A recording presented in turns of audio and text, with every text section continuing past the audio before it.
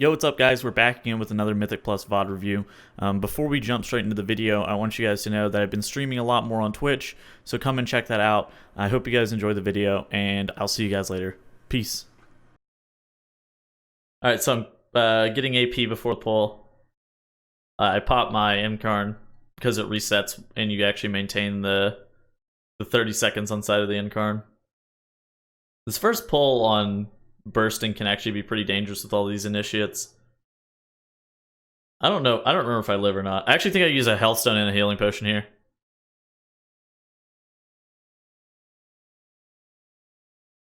So something you can actually do is you can actually let the Templar's protective aura go off, and he protects all of the initiates around him. Okay, hold on. Back up.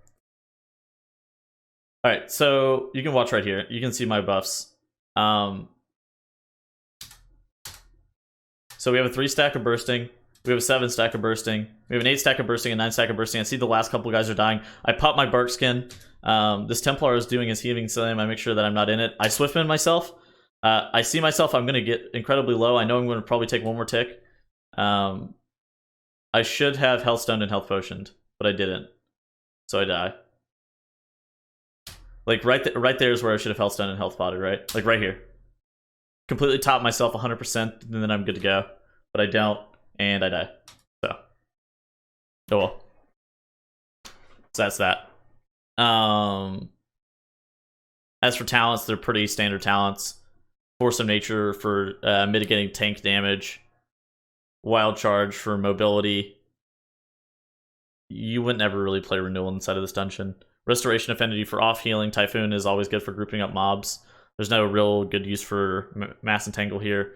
Incarn, because I get 30-second duration of it, you can play either Incarn or Starlord preferential. I would recommend playing Starlord for lower level dungeons. Twin Moons and Fury Balloon, because Shooting Stars is not that great in this dungeon. Then as for essences, I'm playing Visions of Perfection Major, Conflict and Strife Minor, and Purification Protocol Minor. If you don't have Conflict and Strife at rank 3, you can play Iris, you can play Blood of the Enemy, you can play Memory of Lucid Dreams. Those are the ones that you should be looking for. Then as for Azurite, Triple Streaking and 1 Arcanic Pulsar is always the go-to. Alright, so let me actually back this up for this pack. Moonkin on this pack is very interesting. So these attendants cast this Water Blast and this Wash Away cast. The Water Blast is actually very dangerous for your tank. So, but Moonkin has 2 ways of stopping it. So one, you have Solar Beam, which will silence the mobs for 8 seconds, and then you have Force of Nature Treants, which whenever basically the Water Blast goes on like the taunted target, so you can use trees to be able to eat some of the washaways or some of the Water Blast casts onto the tank. It's actually really nice. But you make sure that you layer them separate. I didn't there because we bloodlusted the pack, so the pack was like dying instantly. So I just used both Solar Beam and trees at the exact same time. But ideally, you go beam for 8 seconds, and then you just drop trees like straight out of the beam to allow your tank to take as few casts as possible. This matters a lot more on higher level stuff. It helps that, like, especially since Moonkin doesn't have a reliable kick, it helps that you can actually control the attendance for 20 seconds by yourself. You can do a little bit longer if you have Bull Rush too, because like if your tank actually has to kite, then you actually lose so much effective damage on this pack, especially with how big we were going at the very beginning. I choose to stand in the anchor because I'm greedy, but you can shift out of it as well. Can't wait for BlizzCon, man. My first time. Dude, hell yeah. I'm excited too. BlizzCon's gonna be fun. Alright, so now we're gonna look to Shroud through. Okay, we're gonna run around this right-hand side here and jump over this rock, distracting this living current, and then making our way towards like this area over here in front of Accuseer. So here comes the Shroud. We're jumping over the rock. The distract goes off, you see the living current turn. So he's no longer facing us, so he's not gonna pull. And then we just jump through. We're good to go. So now we're knocking out the Enchanted Emissary. I have 15 seconds left on my end card. I probably should proc it on C. Or I probably should use it on cooldown here. I don't know what I do though. I don't really remember.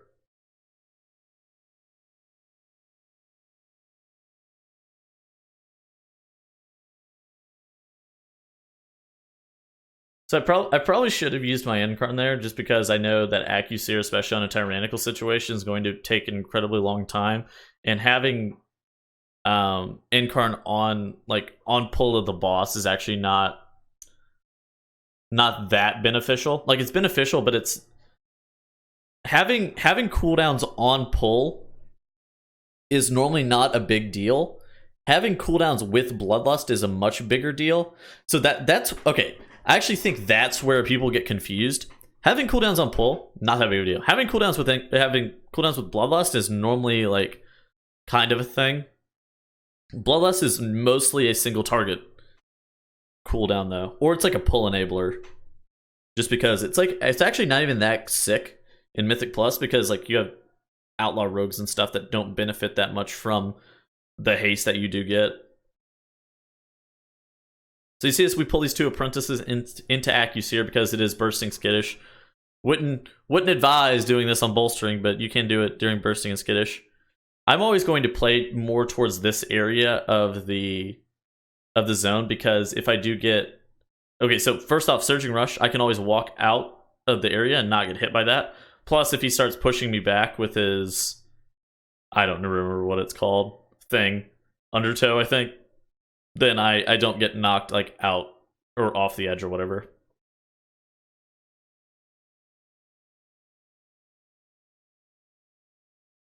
So I'm making sure that I dot up these Galecaller apprentices too.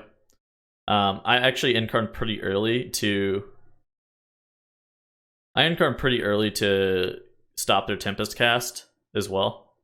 So something with that debuff that you actually did see me get, Choking Brine or whatever, you can actually shift, not just the Grasping Tentacle, but the Choking Brine. It applies to slow. You can actually shift it off, but do note that whenever you dispel it or shift it off, it drops a bunch of pools that are on the ground around you.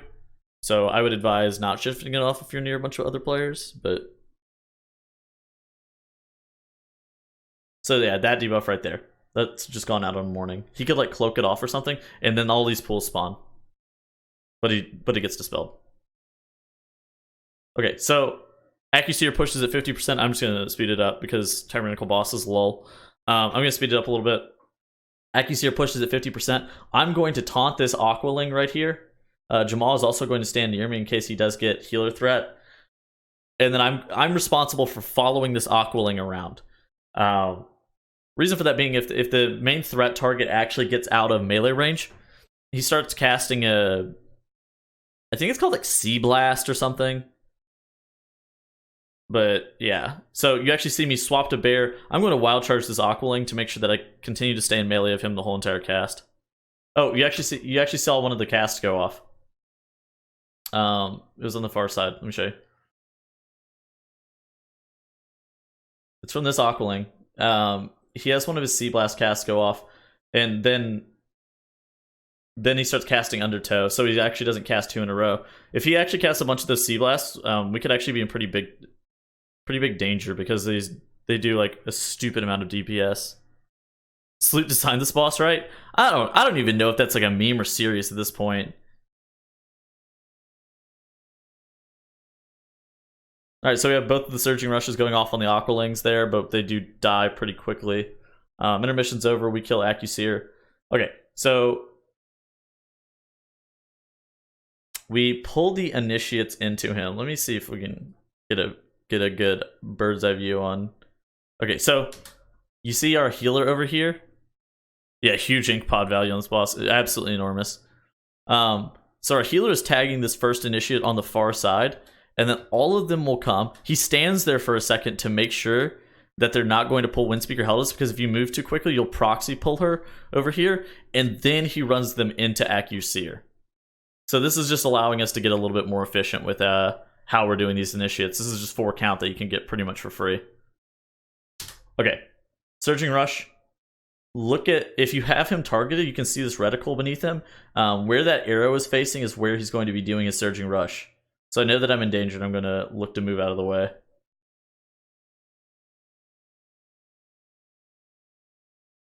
Yeah, absolutely enormous ink pod value on this boss.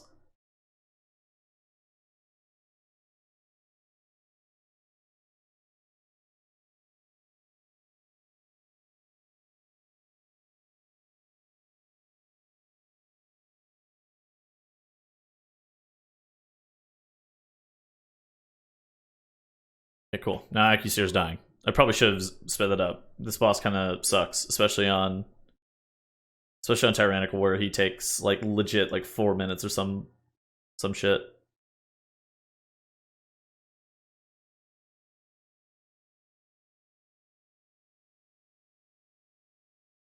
All right, so Windspeaker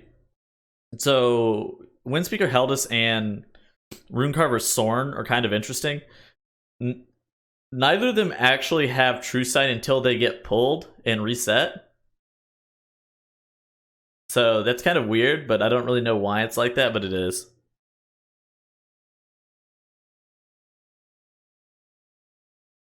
I do wonder too if there's an add-on that makes it to where that reticle is a little bit larger on the mobs, because there are some mobs that just it's really challenging to see where they're facing with some of their stuff, like the backhands and freehold or something like that. I think in general, if I was playing a melee or something that I was always in peril of dying to some bullshit, that I would probably play a little bit more zoomed in.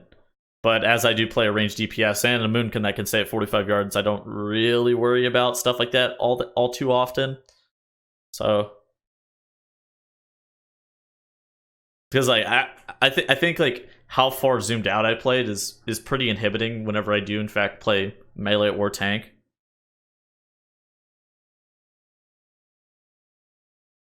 All right, so we're actually doing a pretty big pull here.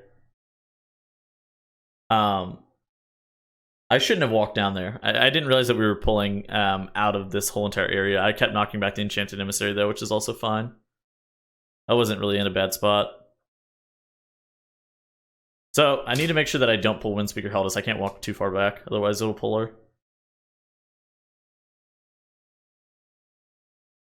All right, and then basically once these mobs all get up here, I make sure that they're all. I should make sure that they're all sun fired, and then I make sure that they're all moon fired as well, just to do as much damage as possible because the DPET of your dots is actually pretty high.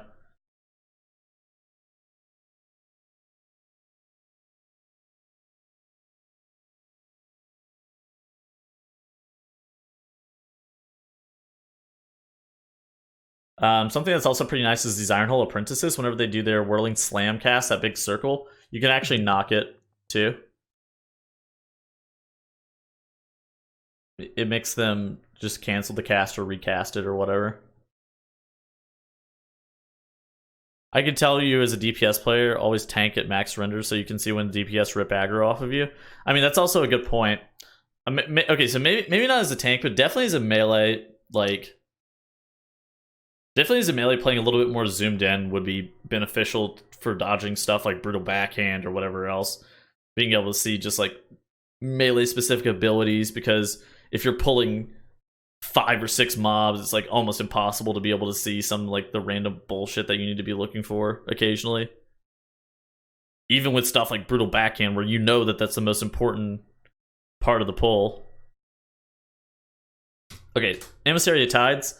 If you drop trees on top of it, it will like if I drop trees on top of this whole entire pack, it would only taunt the Emissary of Tides. Sometimes that's really nice, sometimes that's not. It just kind of depends. I would say for protection warriors, it's actually pretty cool to taunt the Emissary of the Tides off of them. But for Brewmaster Monk specifically, it's really not that great.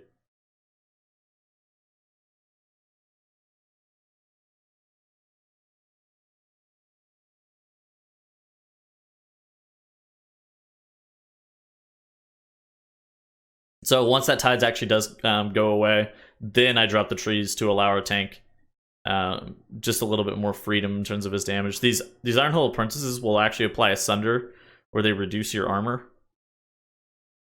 So freezing them is pretty nice. And then the Whirling Slam goes off and hits a rogue. So I mean, sometimes it'd be like that.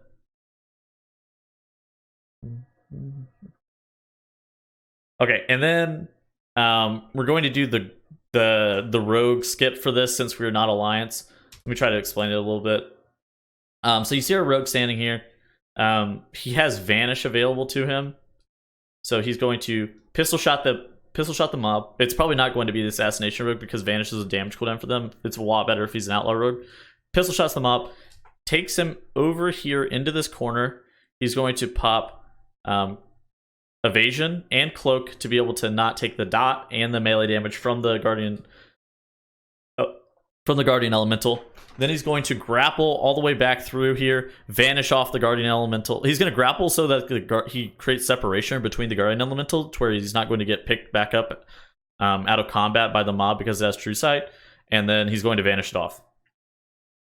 So that's the tech of how that pull is actually done. And then we do a pretty large pull over here into the corner.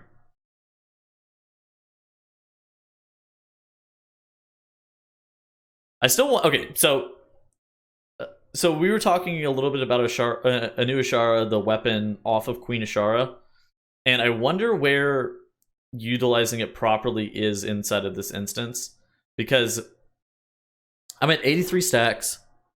I know I'm going to have to die, like, soon-ish. Like, after the second boss, we have to death run.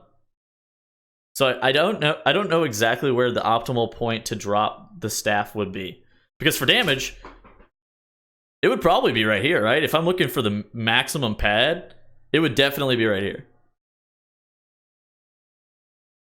But if I had Shadow Meld, I would probably use it on the eels in the last boss room to like instantly kill them all.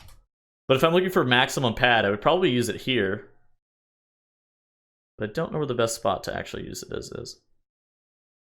It kind of depends on how you're pulling. I know we're supposed to pull some trash into the second boss, so I know that that's actually going to be nice. I actually think... Okay, so I actually think that I die here. No.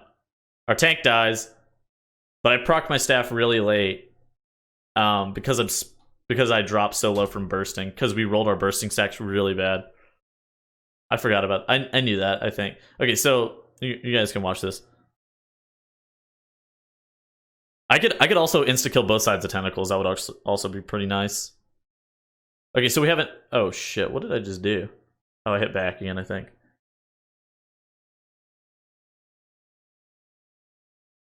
Okay, so we have a 3-stack into an 8-stack. But the initiates are at 7.8% and 8%. And whatever this one's at, dead. Okay, so we roll our 8 into a 9. And then we have 2 more initiates that are definitely going to die. So we're rolling our 9 into an 11. Trank was not used. Or maybe that's a bug. That's not great. Oh well. Anyways, proc my staff there. I'm doing 20k HPS. It's kind of sad to proc it for healing, but sometimes it just happens like that.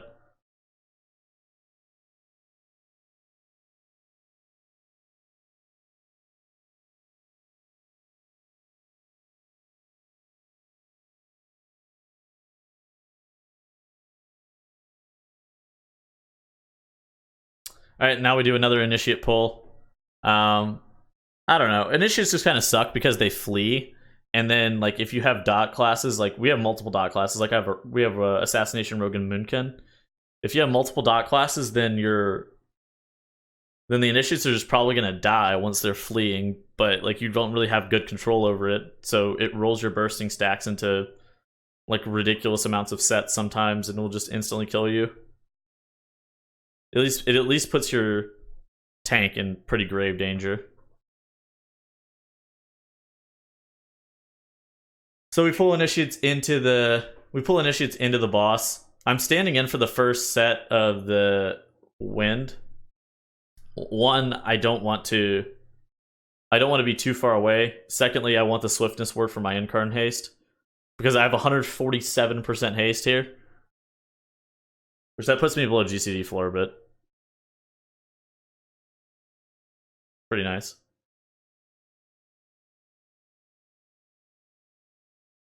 Because we also used Bloodlust with that.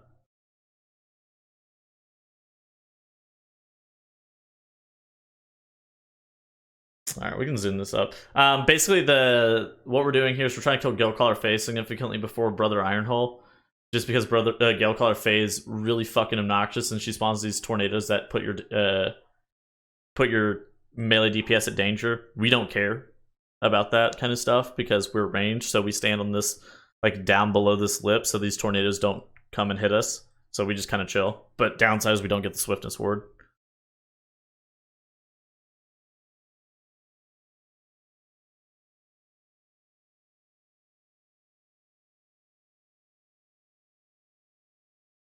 Alrighty, so DPSing down Galecaller Faye. Once Galecaller Faye dies, we're probably going to pull some trash into Brother Ironhole.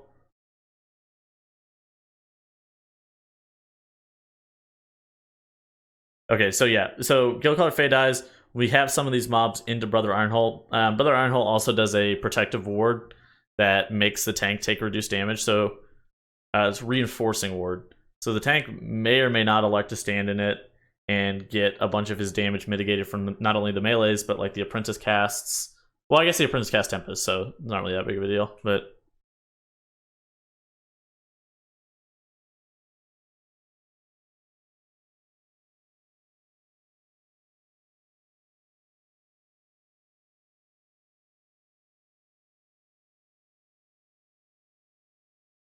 you do need to dodge the hindering cleave, though. If I got cleaved there, I would have actually been very upset.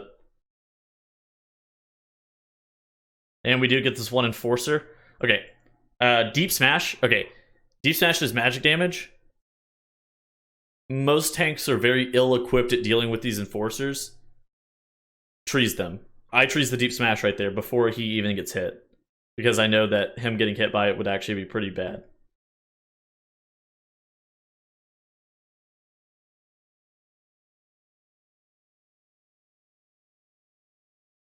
And then from here, we're just kind of clowning on Brother Ironhole and this enforcer. Pulling trash into Brother Ironhole is actually very efficient because Ironhole doesn't do too terribly much. He just limits where you stand. So your tank can't go pull, but you as a ranged or your healer, most likely a healer, can go pull. Alright.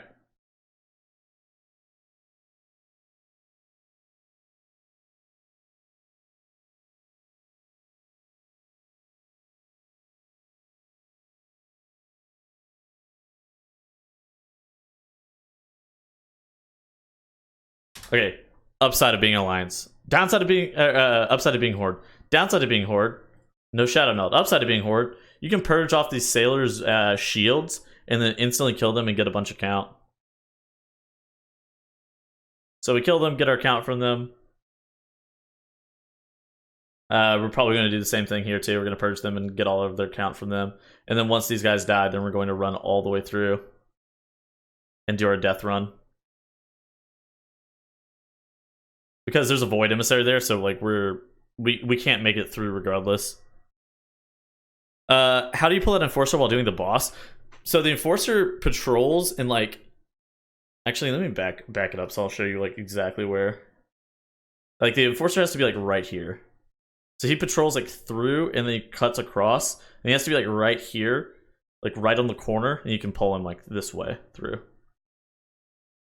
Okay, anyways, back to this. So we're doing our death run. Jamal is standing up in front in Cat. He can also taunt some mobs or whatever. As soon as he dies, I'm going to battle res him. And then I'm going to die. And then our rogues are going to vanish. And that's why I proc my staff where I proc my staff. Because I know that I have to die.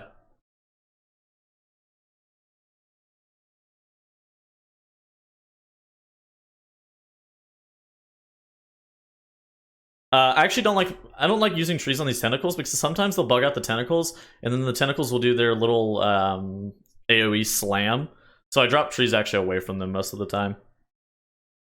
Unless it's like necrotic and our tank actually has to have a reset.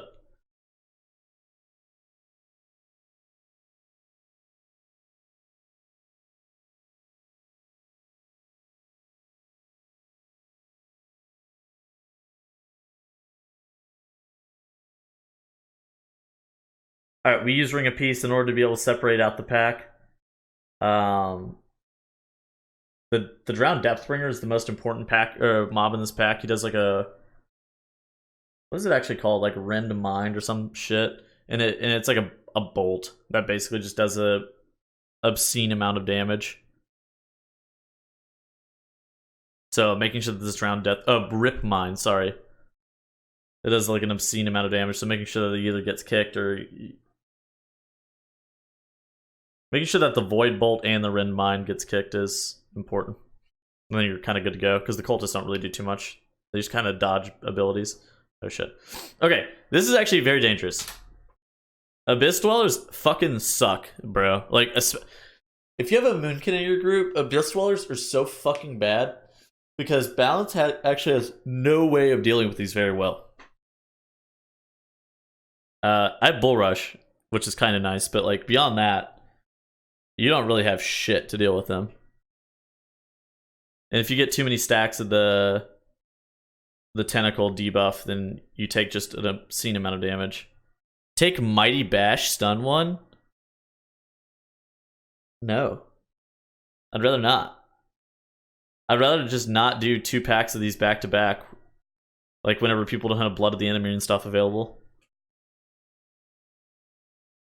Like, okay, so basically it's on the rest of your group to be able to deal with these. You need to make sure that you utilize AoE stuns such as like Sleeper Chaos Nova. Make sure that everybody has like their Essence of the Focusing Irises or Blood of the Enemies up available for them as well. Because you as a Moonkin are going to do 0 damage. Alright, Lord Stormsong. Do I run off? Like, what exactly happens with the first one? Okay, so you can actually run off to the side with for the Ancient Mindbender. This is actually probably something that Jamal and I should have done. We should have ran off to the side because if you're over 60 yards away, then the Mindbender can't choose you as a target. So, and with rogues cloaking the first set, it would automatically go on a rogue that's cloaking. Yeah. You can actually, if you get the Mind Rend on you there, you can actually shift that off in case your healer is in cat form, not healing you. Or if for some unknown reason your healer's MC. So that's always nice.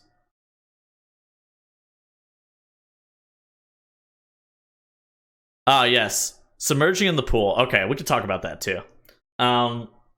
Let me actually back this up because there's not too much to talk about, but that's actually a really important element for this fight. Okay, healer's at 74.8%. I don't even know if I get mind controlled in this run. You have to drop below 50% health before you get broken out of your mind control. But as a druid, you have Ysera's gift passive, so you actually don't know what health you need to be. Cool. So he takes like 1 tick of the pool and gets broken out pretty quickly. Basically, the health on the mind control scales with tyrannical, but you can't eat enough balls to where you get broken out because I don't know, this game doesn't scale that well. So you have to take a bath in the pool. Make sure that you swim below the surface so where you're taking damage, but not too far down to where you would die before you get out of it. Because if you take 1 tick of the pool whenever you're not mind controlled, then you just straight up die. Oh, I actually got MC'd. Okay, here. So look, there's all these balls, but they're not really worth grabbing like all that much. And I healed like a stupid amount because of Ysera's gift. So I'm like right beneath the water. You see my health going down? I'm like right beneath the water. And then as soon as I get broken out, I wild charge to make sure that I'm not going to take a Moonconform wild charge to make sure I'm not going to take another tick of the pool, and then I jump out of the water. You can also get a really shit lineup with the Rend as well. If you get hit with the Rend right as you come out of the MC, you can just like straight up get 1 shot and die, which is no real fault of your own, but it is a thing too. Yeah, watching my own videos. Hey, I mean, sometimes it's like that. Sometimes keys are closed for the week, so you have to watch your own videos.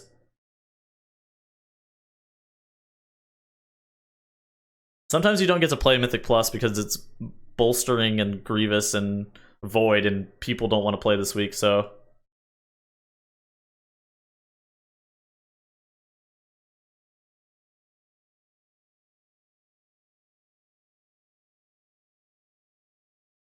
Alrighty, so Lord Stormsong's gonna die here. Oh, kill the critter. Oh yeah, for the AP. Hell yeah. We accidentally pulled these eels, but this is actually really good for me because my Incarn's not up. I can just roll this in the background. So basically, how you want to play Incarn on this fight is kind of weird, especially on higher levels. You want to Incarn on pull, even though it's a really short phase, and then you're going to kill the Mindbenders and the intermission.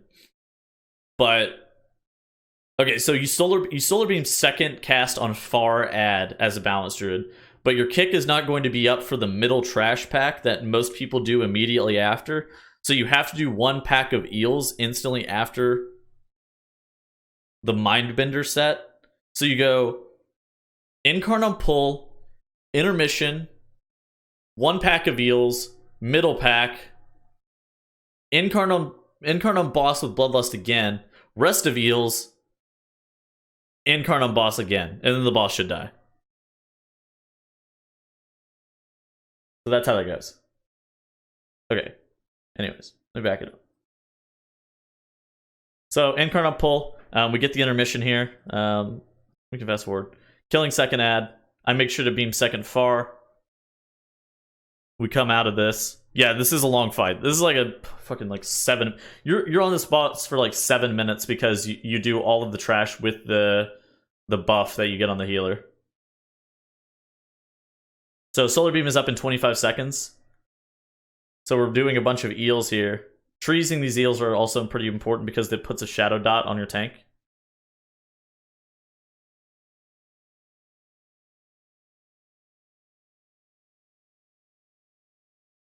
I proc my staff there. Decent staff use.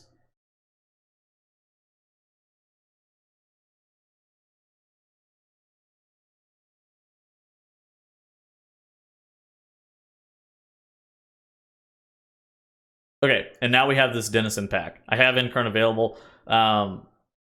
With your cooldown only being 60 seconds on Incarn, you can't do these Denizens in like a normal way. So you have to make sure that you use Solar Beam effectively and kill one Denizen pretty much instantly. That's why we have Mark 1 with Skull.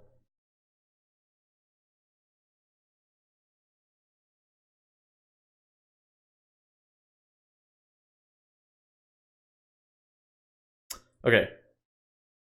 So I'm pretty sure I trolled the very beginning of this pull. I think I actually do remember this. I think I trolled this shit. And I actually popped drums like right as we pulled the boss, which is really fucking bad. Ideally, you bloodlust this with your Incarn up, so you see it's up here. But we have to just kill the manifestations because we trolled.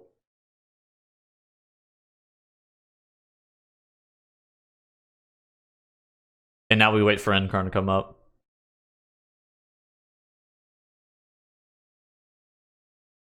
Hell yeah.